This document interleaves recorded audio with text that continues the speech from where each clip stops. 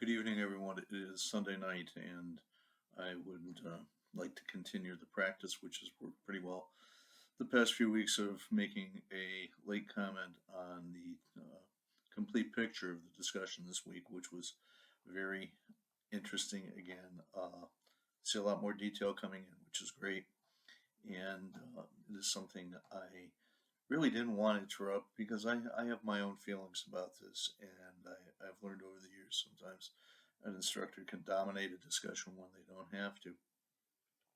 And another more selfish reason, and not only affecting the discussion, but some questions that people asked about assignments and stuff this weekend that I did not get back to really quickly, is I was attending a very, very special family event in Boston over the weekend, which was the dedication and opening of a laboratory at Emmanuel College in Boston, um, dedicated primarily to cancer research.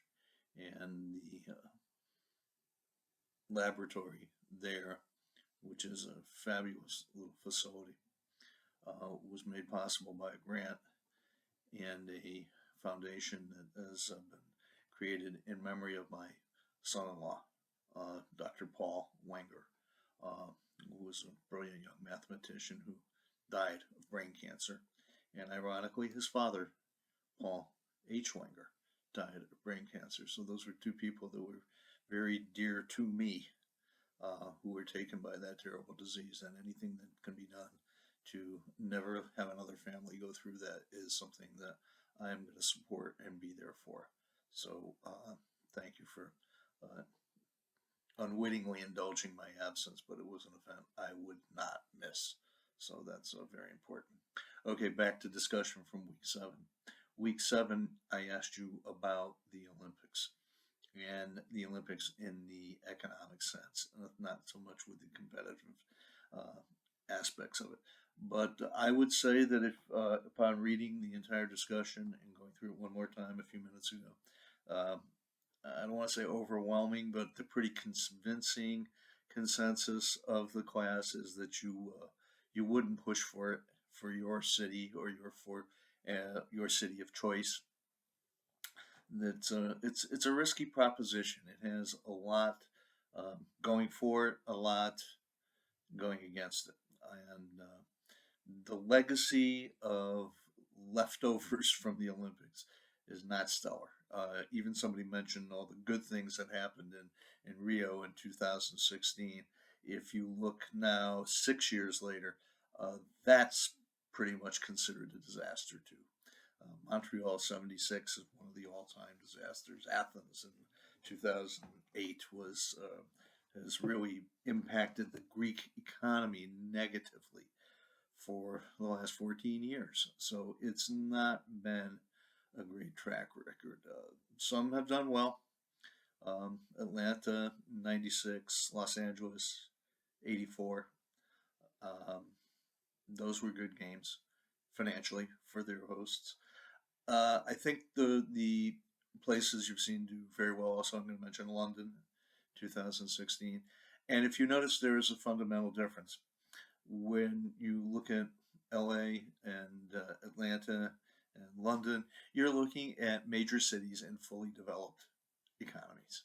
Okay, when you're looking at Rio de Janeiro, even though it's a massive city and a massive economy and a massive country, Brazil is still on that verge of being between sort of the developed economy and the developing nation. Greece was a fragile economy.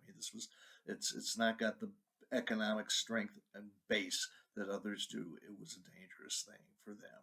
So we've seen it all over the lot. The It is a massive television event, but it's a hard to manage television event, unlike some others. A couple of folks even mentioned coming out and seeing the World Cup, and the World Cup has had the same legacy, except the World Cup ain't running a little differently.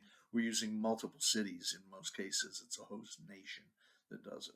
And then we have one other extreme that nobody really mentioned, but often comes up in things like the Olympics, and I'm going to personally pinpoint a couple of games, one summer and one winter, going into China. And China, massive economy, right? Fully developed economy. But those were also geopolitical statements, make no mistake about it. And the Chinese government spared no expense and no effort at making those successful, and whatever it took. And there were no constraints on what could be spent and what could be done. But for most of you who looked at it and the negative seemed to be coming out more, I think you recognize the transient nature of an Olympic Games, that it is a temporary hit. It's 2 to 3 weeks, a month or so of great economic activity, great tourism impact, and then it goes away. And if you don't have a plan for what comes next, if you don't have a plan for reuse of the facilities, if you don't have a plan for what happens with all the jobs that were created that now move on, it's the same as when we studied stadium construction earlier in the course. Stadium construction, sure, it produces a lot of construction jobs, and then those construction jobs leave that community and they move on. And what's left is really sometimes not the best for full economic development. And then I think there was one rather enthusiastic post about New York. Can't believe it's never been in New York. Does New York need it? That would be another way of looking at the value. Would the Olympics really make a difference to New York? New York is so massive, it might be. Sure, it would be noticed. It'd be public. It'd be headlines. It'd be the greatest event ever, according to some people. But is it materially going to affect the future of New York City? Probably not. And that's one of the things we look at. So I like the fact that people finally, almost universally, I don't have to sit back and say, hey, don't forget to look at the big picture. Look at the big picture. This is it. This is an example of it. So thank you very much for doing that. We're coming down into the last week. There are still some discussions to be had. Looking forward to reading your consultants' reports on major sport entities. Again, my apologies for not answering a couple of asked questions that came in on Saturday, but that was the main events for the weekend I just talked to you about. And as I said, that was an event that, I'll be very honest, took precedence with me, and it's something I'm very proud of. So if there are any questions for me, we still have this week to go. Make sure you get caught up on anything, you're missing anything, I need to see it. These last assignments, if there's anybody late and everything, I really have to see things by Tuesday. The discussion for this week ends Friday night, not Sunday. The class ends Saturday. Final grades go in Sunday. And that's the schedule we've had all along. Okay, thank you very much, and I appreciate your time.